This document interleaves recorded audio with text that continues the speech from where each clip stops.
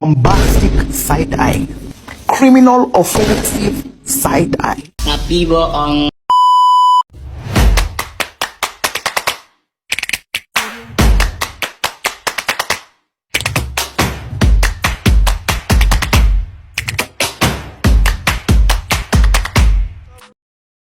Assalamualaikum warahmatullahi wabarakatuh. Perkenalkan, nama saya Deadila Dirusma dengan NIM 2203320116 dari kelas reguler 1 Fakultas Teknik Universitas Muhammadiyah Sinjai.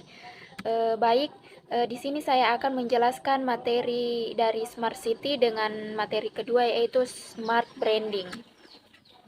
Beberapa kota di Indonesia saat ini telah menerapkan konsep Smart City dalam perencanaan pembangunan untuk memajukan kota dengan basis teknologi informasi dan komunikasi atau TIK. Konsep Smart City atau kota cerdas menurut Siskos merupakan kota yang mampu mengadopsi solusi semua problem perkotaan yang memanfaatkan ICT atau Information and Communication Technology guna meningkatkan efisiensi, mengurangi biaya, dan meningkatkan kualitas pelayanan.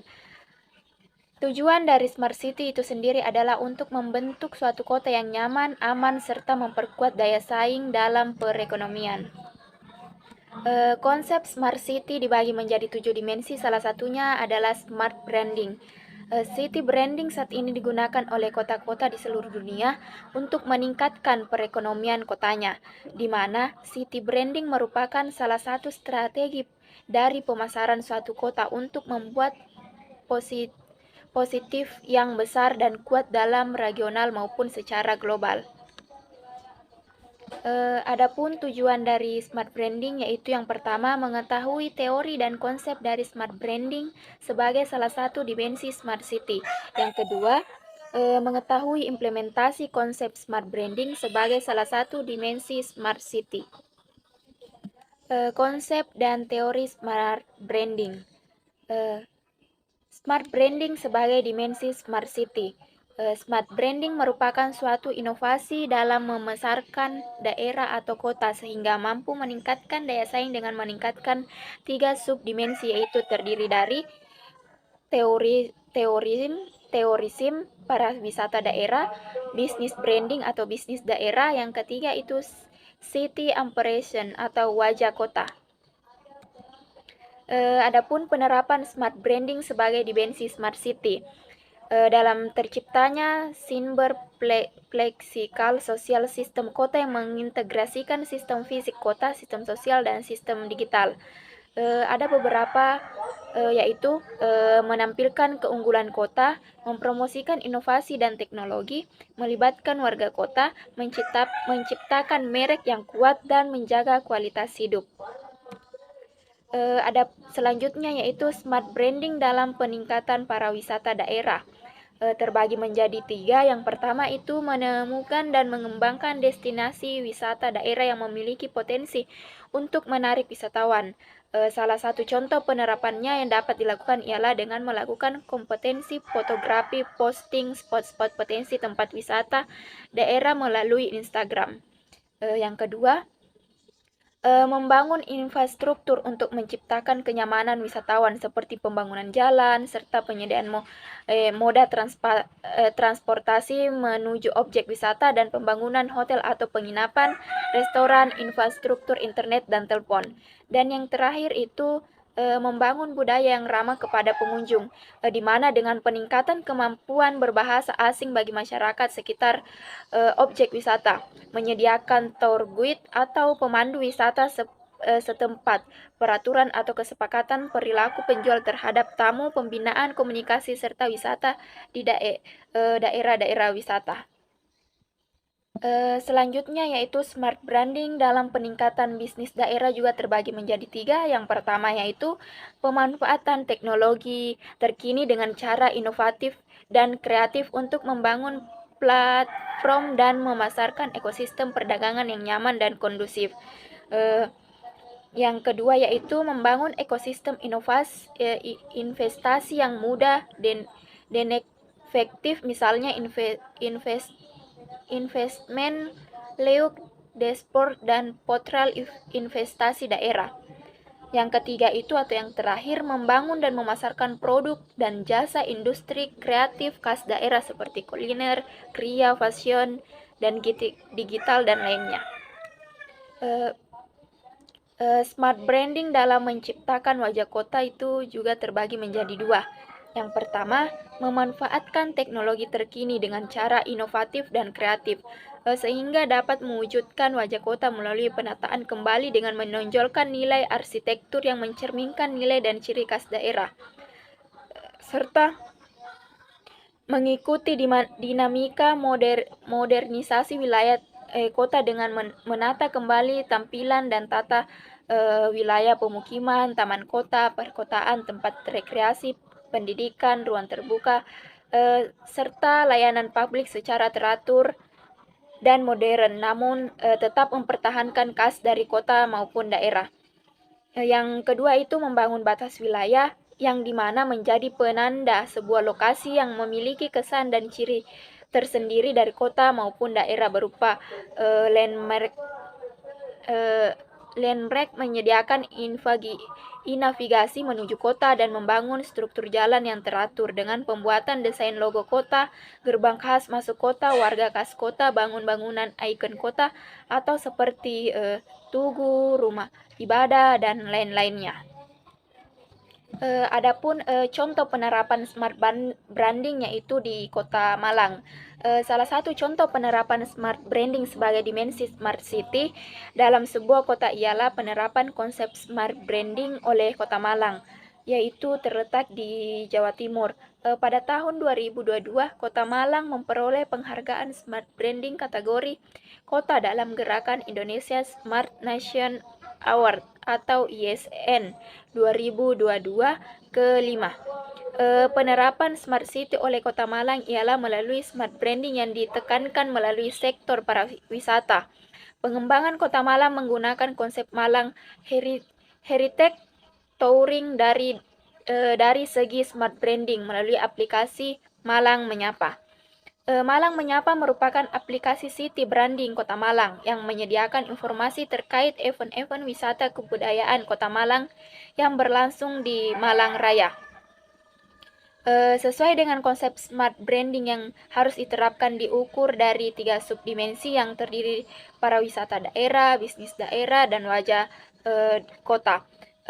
Melalui aplikasi Malang Menyapa telah berhasil menerapkan 3 dimensi tersebut. Begitu juga dengan hakikat dari smart city yang terdiri dari 3 elemen, yaitu cyber physical, social system, dan melalui aplikasi Malang Menyapa dapat meningkatkan pariwisata yang dilakukan, maka tidak secara langsung telah menarik daya tarik para wisatawan dari luar.